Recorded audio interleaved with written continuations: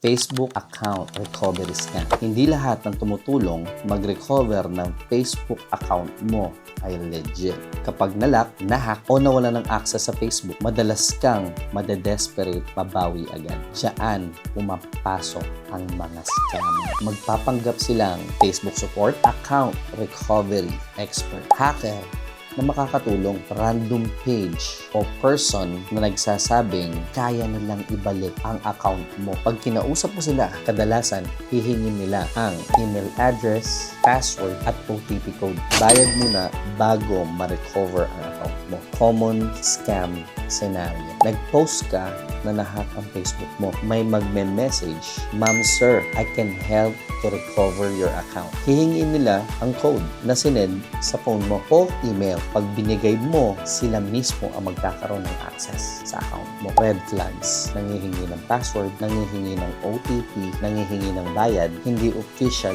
ang page or profile. Minamadali ka. How to protect yourself? Gumamit lang ng official Facebook recovery process. Huwag ibigay ang password or OTP. Huwag maniwala sa recovery service, sa comments or inbox. Enable two-factor authentication or multi-factor authentication after ma-secure ang account mo. Security reminder kapag may humingi ng OTP para matulungan ka. Scam na yan. Kung gustong pa ng mga IT tips kagaya nito, subscribe at mag-comment below for any question.